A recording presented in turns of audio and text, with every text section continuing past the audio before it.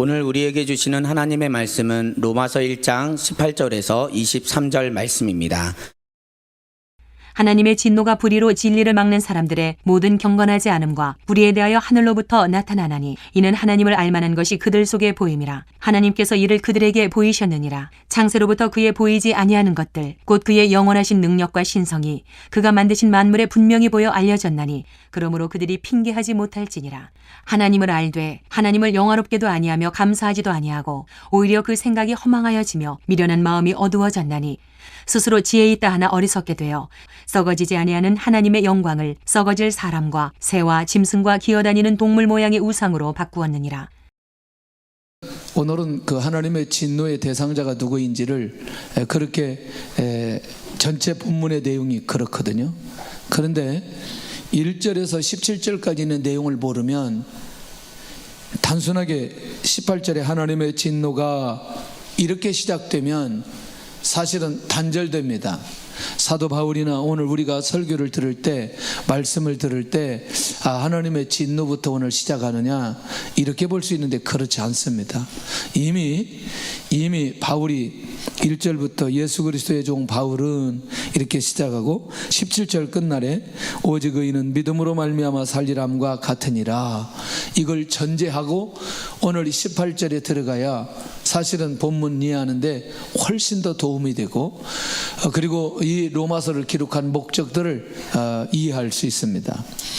진짜 행복한 사람이 뭘까? 누굴까? 무엇을 가지고 살아가는 사람이 행복한 사람일까?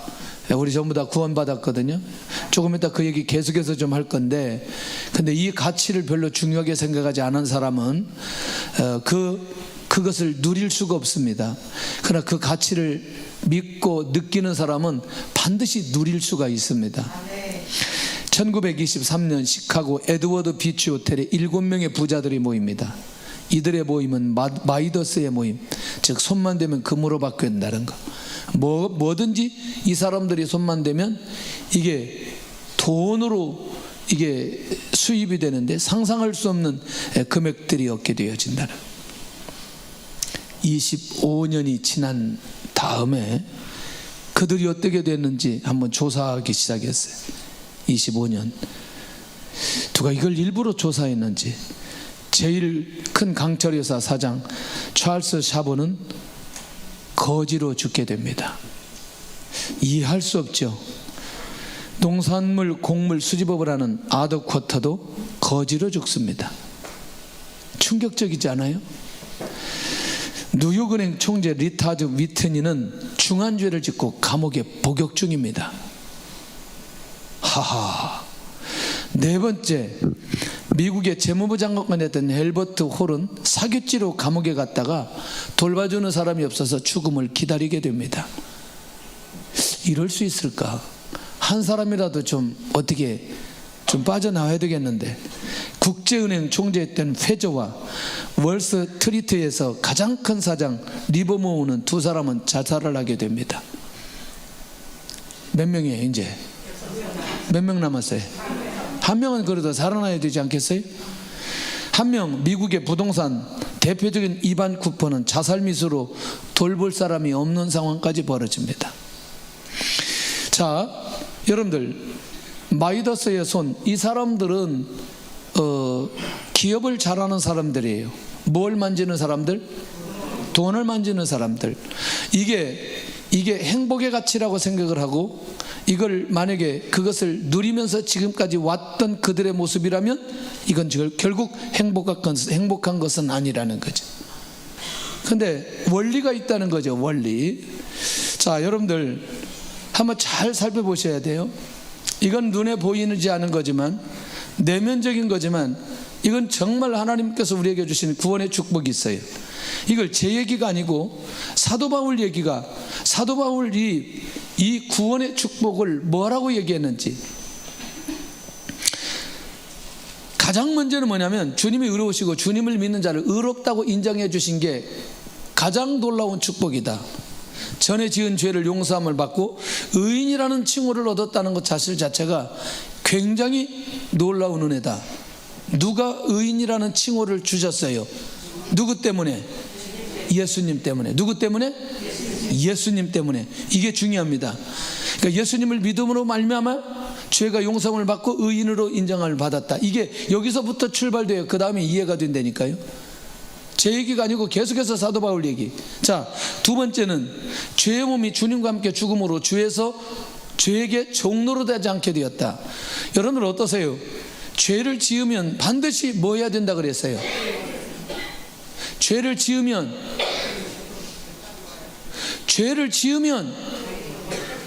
허허이, 회개는 왜 하는 거예요?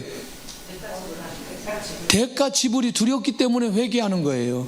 죄를 지으면 반드시 대가를 지불해야 된다는.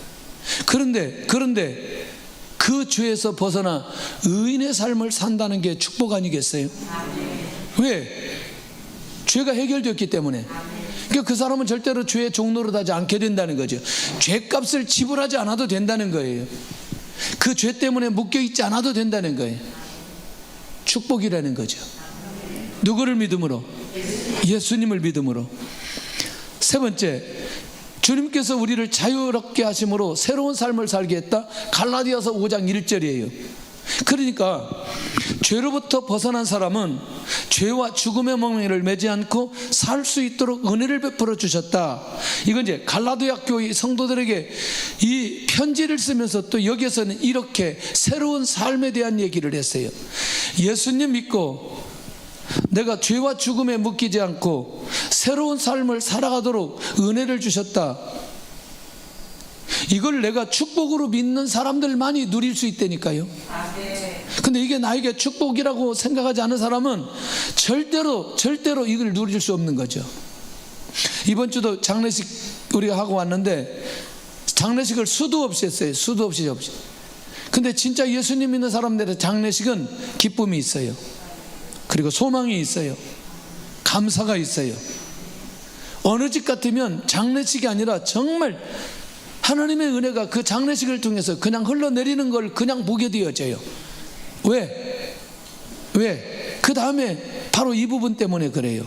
그리스도와 함께 하늘에 앉히시는 놀라운 은혜를 에베소서 2장 6절에 사도 바울이 에베소 교회 편지할 때 또 얘기하고 있는 거예요. 과거의 죄에서 벗어나게 하시고 미래의 삶을 보장하게 하신 은혜. 다음 주에 우리 가브리엘 학생들이 필리핀에 갑니다.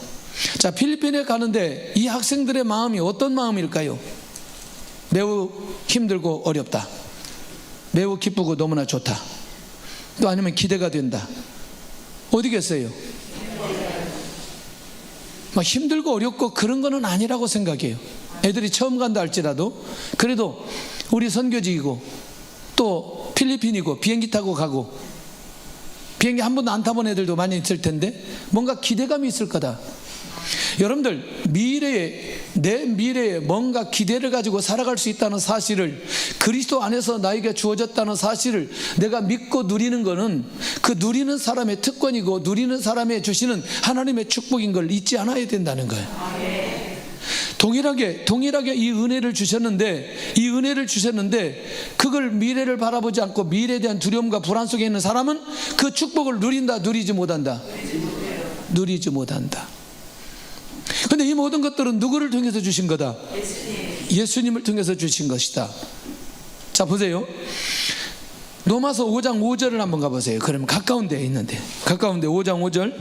자, 뭐라고 거기 기록됐는지, 진짜 구원받은 자에게 주신 축복이 뭔지 시작. 소망이 우리를 부끄럽게 하지 아니함은 우리에게 주신 성령으로 말미암아 하나님의 사랑이 우리 마음에 부음받아 있니. 구속의 사랑으로 시작하게 하시고 변함없이 유지하게 하는 끊임없이 성령을 통해서 하나님의 사랑을 느끼도록 하나님께서 우리에게 사랑을 부어주신다. 제가 이번 주에 기도를 하는데요, 막 눈물이 나는 거예요. 한 수요일 정도 막 엄청나게 눈물이 나는 거예요. 왜냐하면 그 22년도에 은혜를 주신 것들을 생각해 보니까 너무나 감사한 거예요. 기도하는 것마다 응답해 주시고, 또 특별히 하나님께서 우리 이 어려운, 특별히 이 코로나 기간에 교회 재정을 회복시켜 주시고, 또 상황이 될 때마다 하나님께서 재정을 부어주신 걸 생각하니까 너무나 감사한 거예요. 막 눈물이 나는 거예요. 그럼 저는 지금 뭘 느낀 거죠? 하나님의 사랑을 느낀 거죠. 제가 그걸 기억하고 제가 눈물이 흘렸다는 건 하나님이 우리 교회를 사랑하고 저를 사랑했다는 걸 제가 느끼는 거죠. 그 한 1년의 상황 속에. 그런데 그게 우리 평생에 끊임없이 그것을 주신다는 거죠. 자, 보세요.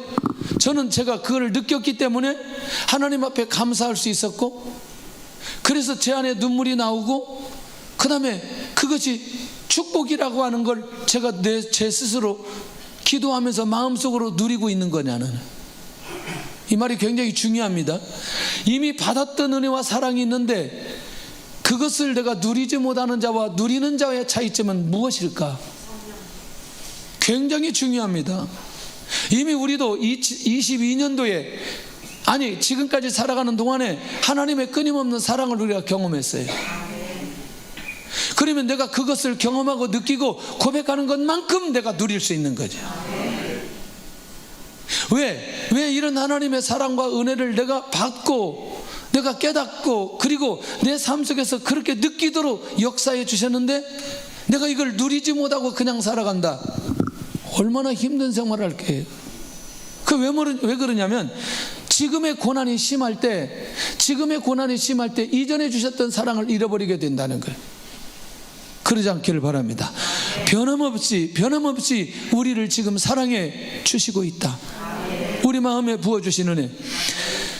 이런 사람은 의인이며 의인은 믿음으로 말미암아 살리라. 이미 이런 사람은 구원받은 하나님의 은혜와 역사가 일어나는 사람이다 라는 사실을 확인할 수 있는 거죠. 아까 잠깐 예배 전에 또 우리 모임에 카톡방에 동영상이 하나 올라왔어요. 미국의 바이든이 취임식 때 목사님이 기도했던 내용이었어요. 충격적이죠. 쭉 기도하더니 모든 종교의 이름으로 기도합니다. 이제 느낌이 오시나 봐요. 그러니 조금 있다 하원의원에 또 어느 목사님이 초청받아서 거기 가서 기도하는데 마지막 기도가 남자와 여자의 이름으로 기도합니다. 동영상 이따 보내드릴게요. 그런데 워싱턴 장로교 유흥렬 목사님이라고, 이분이 신대원 교수하다가 청빙받아 갔어요. 그 이분이 기도 요청을 받고 간 거예요. 근데 공문이 오기를 뭐라고 왔냐면, 우리나라는 모든 다종교니까 예수님의 이름으로 기도하지 말라고 그렇게 공문이 온 거예요. 근데 이분은 딱 기도하고 마지막에 예수님의 이름으로 기도하였습니다. 이렇게 딱 하고 끝내버렸어요. 그랬더니 문자, 이메일 막 수도 없이 생방송으로 이게 나갔다는 거죠. 수도 없이 왔더래요. 단 하나도 예수님의 이름으로 기도했다고 질책하는 내용은 한 건도 없더래요. 거기에서 예수님의 이름으로 기도해서 너무나 감사하다고. 그래도 다른 곳에 초청을 받아서 갔대요. 역시 그곳에서 공문이 왔대요. 예수님의 이름으로 기도하지 말고 종교의 이름으로 기도하라고. 이번은 기도문을 보낼 때 밤 12시에 보낸대요. 그리고 안 열어보고 간다는 거예요. 이제 기도하려고 딱 올라갔는데 누구 사유자가 옆으로 딱 오더니 귀에다 대고 뭐라고 얘기를 하는 거예요. 그러니까 자기는, 이 사람이 모든 종교의 이름으로 기도하라고 하는 줄 알고 이제 이렇게 들어봤더니 그분이 하는 말이 당신 하던 대로 기도하라고. 그분도 예수님 믿는 분이었어요. 지금 이런 상황들이 이렇게 가고 있다는 사실에 우리는 고민해야 될 때가 되었어요. 이 모든 것들은 누구를 통해서 주어진 건데? 예수님을 통해서 주어진 건데, 그 예수님을 통해서 주어진 이 엄청난 축복을 누리지 못하도록 막는 자들에게 어떤 일이 벌어지는지, 하나님의 진노의 대상이 누구인지 아는 자는 구원의 축복을 마음껏 누릴 수 있습니다. 첫째, 불의로 진리를 막는 사람들이 진노의 대상이다. 자, 18절 보고 가야 됩니다. 시작. 하나님의 진노가 불의로 진리를 막는 사람들의 모든 경건하지 않음과 불의에 대하여 하늘로부터 나타나나니. 결국 뭐냐? 이게 다른 게 아닙니다. 불의로 진리를 막는다. 하나님의 진리, 하나님의 말씀, 하나님의 복음, 그것을 불의로 반응하고 거절하며 반대하는 모든 방법을 동원하는, 지식을 가진 자들은 자기 지식을 가지고 복음을 막고, 권력을 가진 사람은 권력을 가지고 복음을 막고, 돈 있는 사람은 돈을 가지고 복음을 막고. 이 말 이해되시죠? 하나님이 없다고 확인시키는 방법을 동원하고 노력하는 자들은 누구의 대상이다? 어떤 대상이다? 진노의 대상이다. 누구의 진노의 대상이다? 하나님의 진노의 대상이다. 그러면 사도 바울이 지금 18절부터 23절까지 이 진노의 대상을 강조하기 위한 게 목적이에요? 아니면 이들에게 구원의 은혜가 필요하다는 사실을 얘기하고 싶은 거예요? 할렐루야. 그러면 이 얘기를 지금 가장 먼저 누가 받는다고 얘기했어요? 로마교회 성도들. 그러니까 로마교회 성도들이 하나님의 진노의 대상이 누구인지에 대한 인식이 될 때, 이해가 될 때 그들에게 뭐가 필요하다는 걸 알고, 복음이 필요하다는 사실을 알고 그들에게 복음을 전할 수 있기 때문에 진노의 대상이 누구인지에 대해서 명확하게 설명하고 있다는 거죠. 이들은 심지어 하나님의 특별 계시까지 거절하는 사람들. 뭐죠? 하나님의 말씀, 완벽한 특별 계시죠. 그 중에 핵심 십자가의 복음이 있죠. 결국 마가복음 6장 20절에 가서 보면 헤롯이 요한의 말을 듣고 범민하며 하지만 달갑지 않게 듣고 결국 죽음의 자리까지 가게 하는데, 그 안에 얻는 게 그렇게 옳지 않다, 그 얘기를 요한이 하고 있잖아요. 그럼 이게 하나님의 음성으로 들어야 되는데, 이게 들어보니 맞기는 맞는 얘기지만 별로 불편하니까 결국에는 누구를 죽여버리는, 요한을 죽여버리는. 헤롯의 모습이 어떻게 되는지 기억하시잖아요. 자, 두 번째는, 진노의 대상 중에 두 번째는 하나님 앞에 경건하지 않은 사람들이 진노의 대상이다. 경건하지 않은 사람들, 경건하다. 거룩한 모습, 예배자의 모습, 말씀에 순종하는 모습. 결국 뭐냐? 우리가 죄를 짓지 않으려고 하는 건 결국 누구를 의식하는 것 때문에? 하나님을 의식하는 것 때문에. 할렐루야. 다시, 우리가 얼마든지 거짓말할 수 있지만, 얼마든지 우리가 도둑질할 수 있지만 누가 보시니? 할렐루야. 우리는 절대로 진노의 대상이 아니라는 거예요. 왜? 하나님 앞에 서는 우리의 모습, 고람대오의 삶이 언제든지 우리의 삶을 우리 스스로 인식하고 살아가고 있다는 게 얼마나 감사한 일이냐는 거죠. 근데 이 사람들은 복음의 능력, 복음의 내용, 복음의 가치관이 믿지 않는 사람들, 이런 사람들 모습과 동일하기 때문에 하나님의 존재 자체를 인정하지 않는 건 경건하지 않는 사람의 결과의 모습으로 똑같다는 거지. 하나님 앞에서 불의를 행하는 사람들도 진노의 대상이다. 의롭지 못한 행동이라는 건데, 결국 이거는 불신앙적 삶에 사로잡혔을 때 나타나는 삶의 형태, 불의, 하나님의 말씀과 상관없는, 하나님의 말씀에 불순종하는, 하나님의 뜻과 맞지 않는. 그러니까 결국 뭐냐면 하나님이 의식되지 않고 결국 자기중심적으로, 이게 이제 영적으로 무너졌을 때, 영적으로 타락했을 때, 가치 기준이 무너졌을 때 나오는 행동들이거든요. 그러니까 아까 얘기한 대로 거짓말이나 도둑질이나 탐심이나 뭐 수많은 음란이나 이렇게 해도 결국 아무런 문제가 없다고 생각하는 것 자체는 누구를 인정하지 않는 거다? 하나님 인정하지 않는 거다. 그러니 자기도 모르게 그렇게 행동으로 옮기는 게 전혀 이상하지 않는 거죠. 전혀 이상하지 않는 거죠. 영화를 가끔가다 이렇게 보는데, 여러분, 영화의 전체 주제와 스토리가 대부분 뭐예요?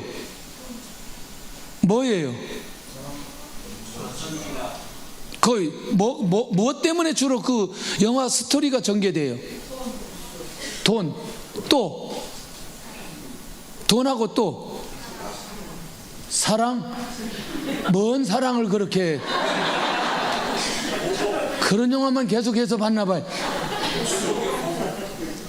보복. 네, 그 원한. 이게 재밌어 또. 근데 이런 모든 것들은 근본적으로 들어가 보면 이게 옳은 거다, 옳지 않은 거다. 옳지 않는 거다. 그러니까 사람들이 그걸 좋아하기 때문에 계속해서 그런 문화를 만들어서 사람들에게 그렇게 조장하는 거죠. 무섭습니다, 여러분들. 자, 조금 더 이들에게 가장 필요한 것은 바로 이신득이에 대한 은혜가 필요하다는 거죠. 믿음으로 말미암아 구원받는다는 이 놀라운 은혜가 필요한 대상자들이라는 사실을 가르쳐주고 있다는 겁니다. 그런데요, 하나님의 진노가 있을 때 핑계할 수 없다는 거죠. 핑계해서도 안 된다는 거죠. 왜? 하나님을 알 수 있는 것들을 이미 다 그들에게 보여주셨다는 거예요. 19절 볼까요? 19절 20절 시작. 이는 하나님을 알만한 것이 그들 속에 보임이라. 하나님께서 이를 그들에게 보이셨느니라. 창세로부터 그에 보이지 않은 것들 곧 그의 영원하신 능력과 신성이 그가 만드신 만물에 분명히 보여 알려졌나니 그러므로 그들이 핑계하지 못할지니라. 할렐루야. 이미 이 말은 뭐냐면 사람의 내면을 통해서, 자연을 통해서 하나님이 누구인가를 알려주셨다는 거죠. 근데 이때 내면 중에 가장 중요한 내면 중에 한 가지가 뭐냐면 양심이라는 거예요. 양심에 대해서 한번 볼래요? 잠언 20장 27절에 사람의 영혼은 여호와의 등불이라 사람의 깊은 속을 살피느니라. 그러니까 하나님의 말씀이 없어도, 하나님의 말씀이 없이도 이미 우리 안에서 옳고 그름에 대한 기준점이 있어요, 없어요? 있어요. 누가 주셨어요? 하나님이 주셨어요. 그러니 이미 사람의 내면에 하나님의 존재와 하나님의 역사하심과 하나님의 은혜가 이미 주어졌다는 사실을 사도 바울이 밝히면서 하나님의 진노가 임할 때 핑계하지 않아야 된다. 하나님을 모른다고 그렇게 핑계해서는 안 된다는 거죠. 왜? 이미 다 하나님께서 알려주셨다는 건데, 또 하나 알려주셨다는 게 뭐냐면 창세로부터 하나님의 보이지 않는 것들을 보여주셨다. 하나님의 영원하신 능력과 신성이 만물 안에 분명히 보여 알게 해주셨다. 전에 시편의 내용 중에 하나님께서 땅의 경계를 정하시고 물이 육지에 들어오지 못하도록 하나님께서 그걸 만들어 주셨다. 혹시라도 여러분들 어디 동남아시아에서 아슬아슬한 데 보셨어요? 물하고 육지하고 있는데 그 경계에 집을 짓고 사는데, 그 다음에 아예 물 위에 집을 짓고 사는데, 이거 나중에 어떻게 돼요? 물이 넘치면 다 죽는 거죠. 그런데 그 경계를 하나님께서 정하시고 그걸 넘치지 않도록 막아주셨다. 이 기가 막힌 상황. 그 만약에 넘어가 버리면, 쓰나미처럼 와버리면 어떻게 돼요? 다 죽는 거죠. 어제 지구의 자전에 대해서 이게 한참 공부하는데 너무나 재밌어. 너무 사계절이 오는 것과 아침 저녁 오는 것과 뭐 이런 것들이 오는데, 와, 할렐루야. 이걸 설명하려면 한 30분 걸릴 텐데, 언제 시간 내가지고 한번 우리가 이 과학 시간도 아닌데 한번, 결국 이 모든 것들이 궁극적으로 누가 만드셨다. 자, 보여주셨다. 자, 그 다음에 하나님의 능력과 신성의 구체적인 내용. 자, 그러면 이제 아까 얘기한 대로 하나님의 특별 계시, 모든 일반 계시. 그러니까 지난 목요일 날 다니엘 얘기를 하면서, 이제 이전에도 이제 다니엘서 강의를 할 때 그 얘기를 좀 했거든요.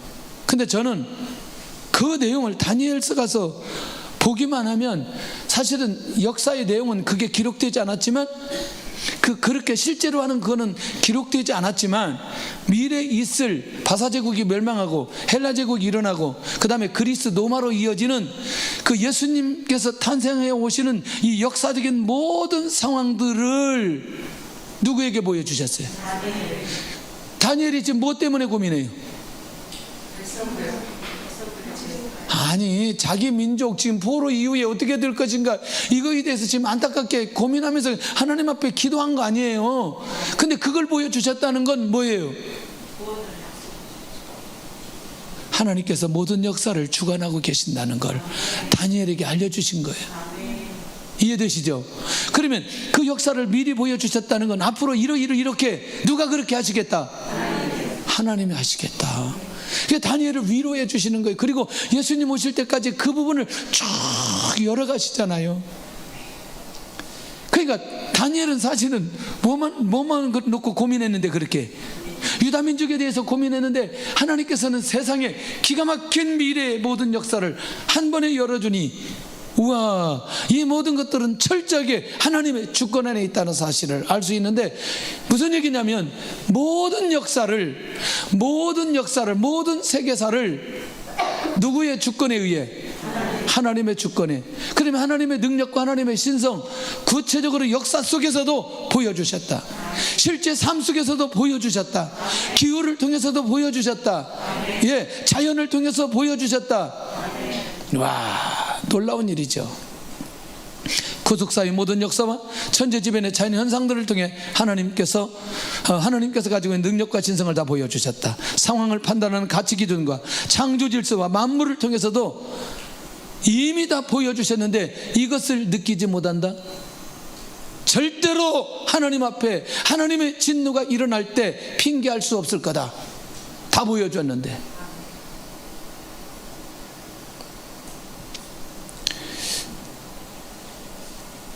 비가 굉장히 중요하죠. 우리는 잘 이해를 못 하시더라고. 저도 잘 이해를 못 했어요. 황사가 왜 그렇게 심한지, 왜 황사가 저쪽에서 그렇게 일어나는지. 4시간을 내륙으로 열차를 타고 가는데 4시간이 맨 땅이에요. 맨 땅. 그쪽으로 쭉 들어가면 이제 사막인데 결국 이렇게 벌어진 결정적인 이유는 뭐가 없어서? 물이 없어서. 혹시 여러분들 이 황사 때문에 하늘이 안 보인 거 본 적 있어요? 우리나라에서 본 건 아무것도 아니에요. 그냥 밤중으로 된 거 한번 보셔야 돼. 밤중으로 된 거. 낮인데, 낮 2시인데 밤이야. 밤 새카매.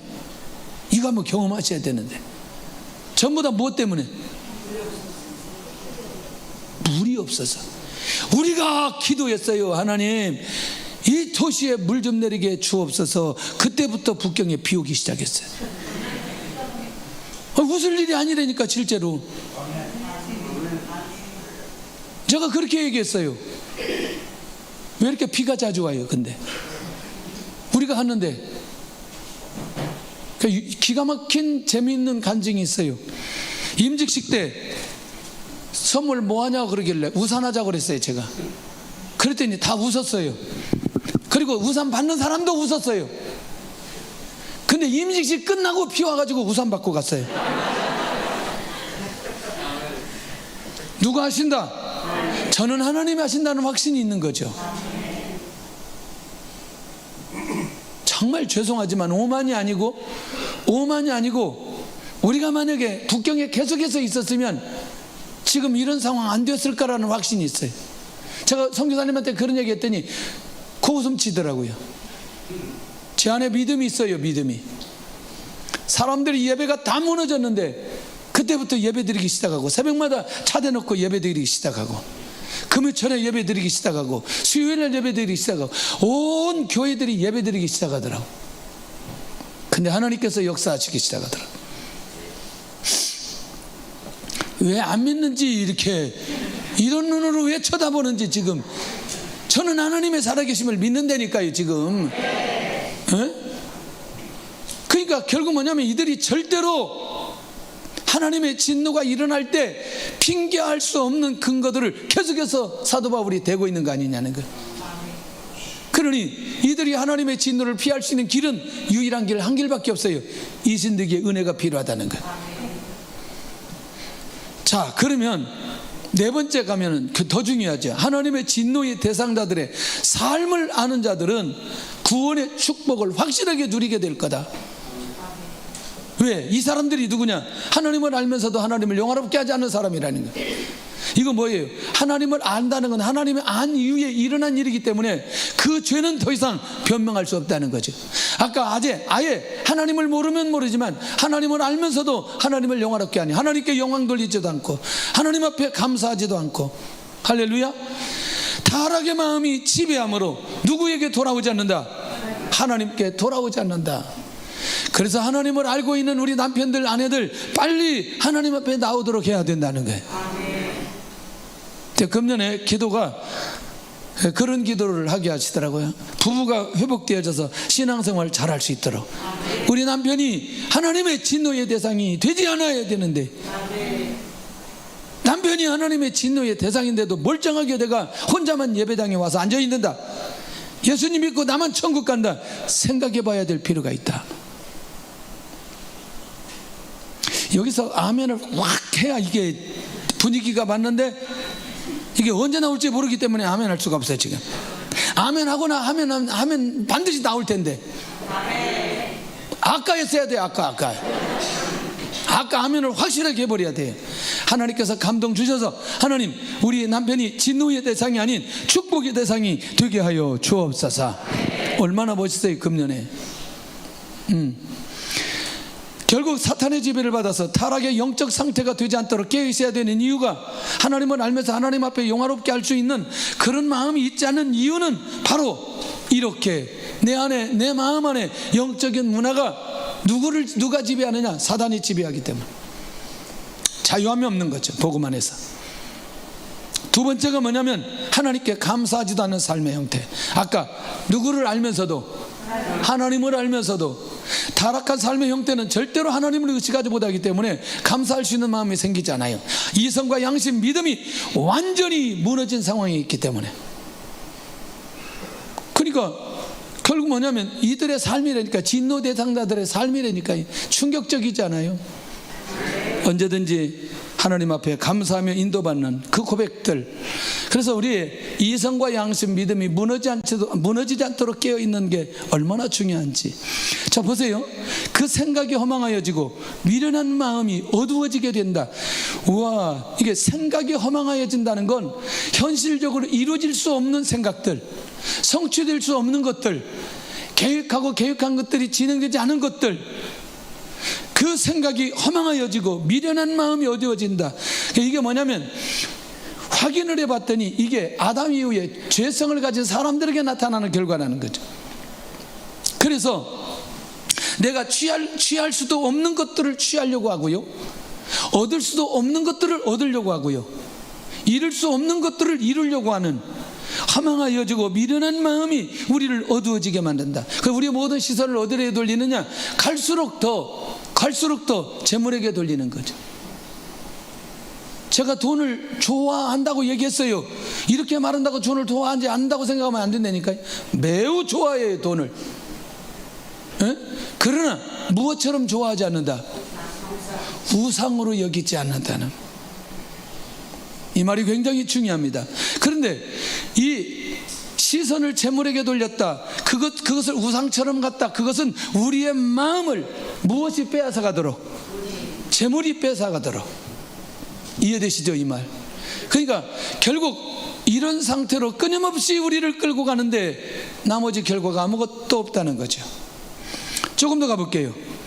네 번째는 자기 자신 스스로 지혜 있다고 하면서 어리석게 되어버린 사람. 자, 22절을 한번 봐야 됩니다. 22절, 23절을 같이 보는데 이제 어디까지 가는지 한번 보세요.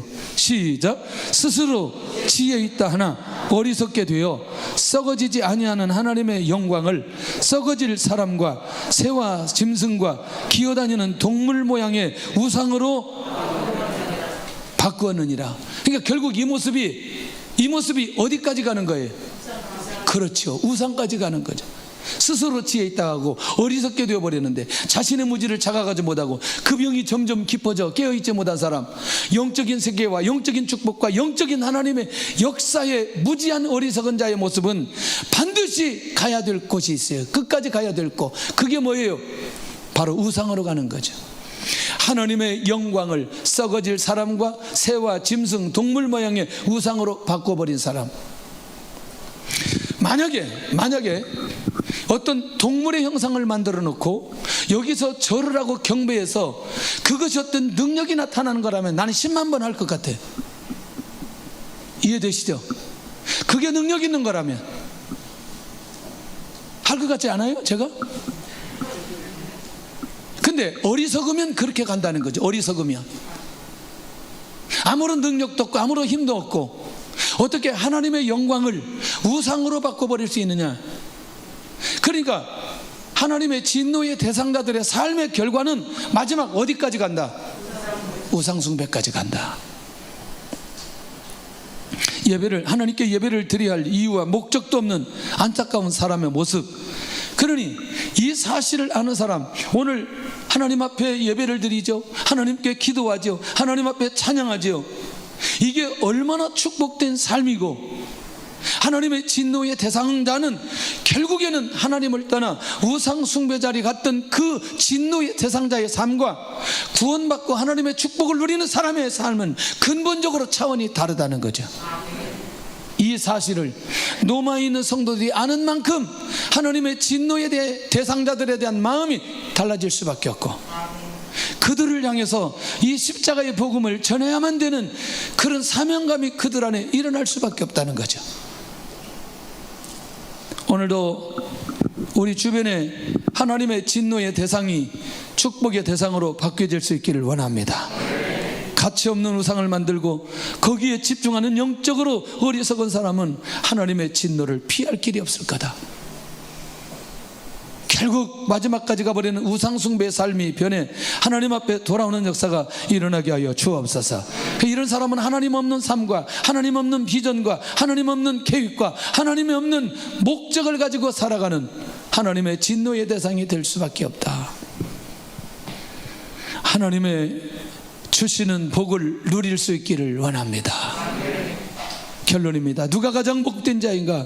자신이 죄인임을 인정하고 그 죄의 문제를 복음으로 해결받은 자가 복된 자이다. 주님께서 이 땅에 오신 이유와 그분을 믿고 구원받은 사람, 얼마나 복을 받은 사람, 이 복을 누리시기를 바랍니다. 예, 다른 절대로 진노의 대상이 아니라는 것과 하나님의 진노의 대상이 누구인지 알고 그 대상 안에서 빠져나온 자, 하나님의 계시의 말씀을 막지 않고 받아들이고 순종하는, 하나님의 말씀이라면 그게 내가 믿어지고 순종이 되고 묵상하고 적용하려고 하는 그 모습에 있는 게 얼마나 복된 자인지. 하나님의 진노에도 핑계하지 않고 인정하는 자, 특별한 은혜와 일반적인 모든 은혜를 경험하고 누리는 사람, 복된 사람이죠. 복된 사람이죠. 하나님께서 진노하시는 자가 누구인지를 알고 돌이킨 자, 오직 하나님만 경유하고 구속의 은혜를 받아 누리는 자, 복된 자라니까요. 그러니 저와 여러분들은 진노의 대상이 아닌 것만으로도 너무나 감사해야 될 필요가 있겠고, 하나님의 진노의 대상자들이 보여지고 그들을 놓고 중보기도 하고, 나의 가정이, 나의 형제가, 나의 아내가, 나의 남편이, 나의 자녀들이 하나님 앞에 나와 예배드릴 수 있는 복된 자의 모습으로 회복되어지는 주의 은혜가 있기를 예수님의 이름으로 축원합니다. 찬양합니다.